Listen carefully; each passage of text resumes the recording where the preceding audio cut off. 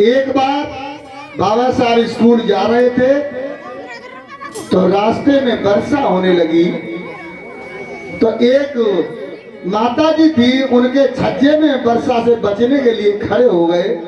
तो उन्होंने उन्हें देख लिया और देखने के बाद वो समझ गई कि ये बालक भीम है, राम जी सतपाल का लड़का है और ये महार जाति से है। तो उन्होंने आकर के उस बालक को डांट दिया कि चल हट यहाँ से निकल, तू कैसे बैठ यहाँ खड़ा हो गया। तो कहने लगा माता जी वर्षा हो रही थी इसलिए खड़े हो गए। तो उन्होंने कहा ये चबूतरा, ये मकान तुम्हारे लिए नहीं है, तुम यहाँ से अच्छी चाहो तो निकल जाओ और नहीं तो धक्का मार के निकाल दिए जाओगे। तो बालक छोटा ही था, तो वर्षा से बचने के लिए खड़ा रहा बंधुओं। तो उन्हें जरा भी तरस नहीं आया, उन्होंने धक्का मार दिया और बालक जमीन पे गिर गया और पूरी तरह से घिस गया। उसके बाद जब बाबा साहब बालक भीम घर पे गए तो जाकर के अपनी मैया से बोले कि अब मुझे पढ़ाई नहीं करनी है। बाबा अपने पिता से बोले, महाराष्ट्र में पिता को बाबा कहते हैं और माँ को आई कहते हैं। तो अपने पिताजी से बोले पिताजी अब मुझे पढ़ाई नहीं करनी है। पिताजी बोले लला कैसे करके पढ़ाई करो, क्यों? क्योंकि ऐसे अपमान में मैं कैसे पढ़ाई करूं। तो बाबा साहब को लेकर के राम जी सतपाल हाथ पकड़ के गुस्से में, और दोपहरी का समय था, दोपहर का समय था, एक ऊसरा में ले गए, एक लंबे चौड़े फील्ड में ले गए और वहां खड़े होके एक कोने से एक पत्थर फेंक दिया और कहीं के जा उठा के ला। बालक भीम गया, उठा के पत्थर लाया, दे दिया।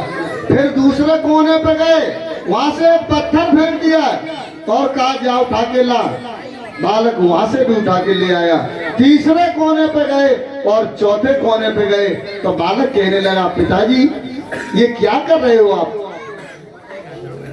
कभी आप इस कोने से फेंकते हो, कभी उस कोने से फेंकते हो। तो पूछने लगे ये बता, जब तू पहले कोने से भाग के गया था तो धूप कितनी लगी थी? उतनी लगी थी जिस तरह दूसरे कोने से भाग के गया था। कि हाँ बराबर लगी थी। फिर तीसरे से भागा तब भी धूप उतनी लग रही थी, और चौथे से भागा तब भी धूप उतनी ही लग रही थी। तो राम जी सतपाल अपने बेटा को समझाते हैं कि बेटा चाहे स्कूल के बाहर बैठ के पढ़ो, चाहे भीतर बैठ के पढ़ो, शिक्षा तो बराबर मिलती है।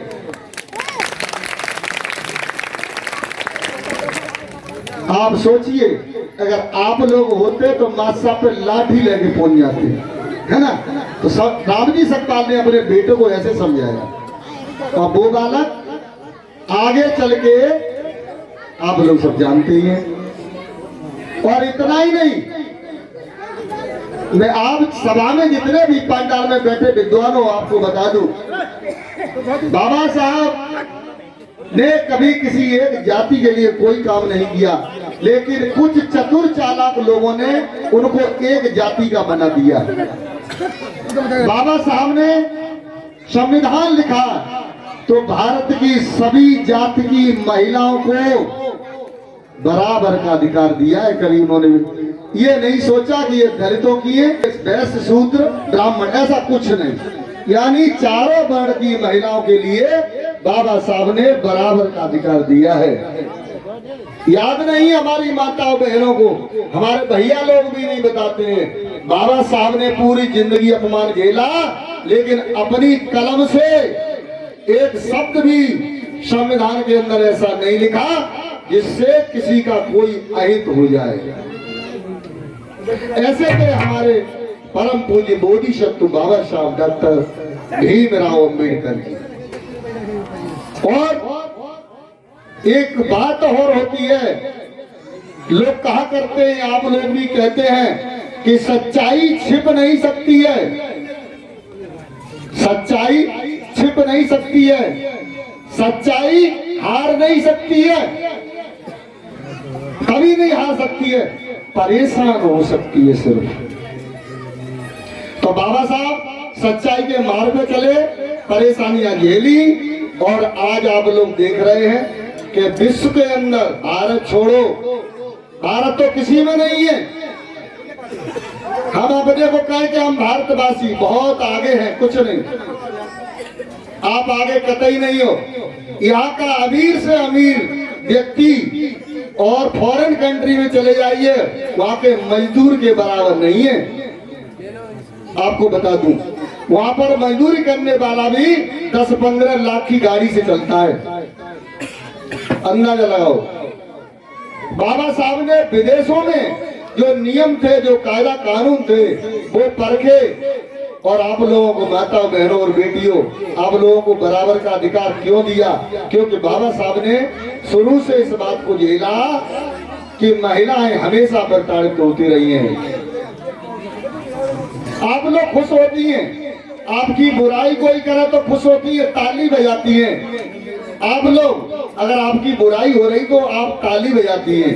मैंने देखा है जहाँ भागवत हुआ करती है वहाँ शास्त्री लोग सिवाय महिलाओं की बुराई के अलावा कोई शब्द नहीं बोलना जानते हैं। सब बुराई जो है वो महिला की। और शास्त्री लोगों को छोड़ो, लिखने वालों ने भी लिख दिया है कि महिला के अंदर तो जन कितने अवगुण भरे हैं, अवगुण ही अवगुण बताए हैं। अरे नालायकों, अगर महिला के अंदर अवगुण भरे होते तो तुम्हारे ये बाली बच्चा नहीं पल रहे होते, ये संसार, ये सृष्टि नहीं चल रही होती। और उन लोगों ने आप लोगों का कितना अपमान किया है, लेकिन आप कभी समझ नहीं पाई। और यह बुद्ध कथा किसी का विरोध नहीं करती है, सबका सम्मान करती है, लेकिन सच्चाई को कहने से चूकती नहीं है। क्योंकि सच्चाई सच्चाई है, आज नहीं तो कल सामने आनी है।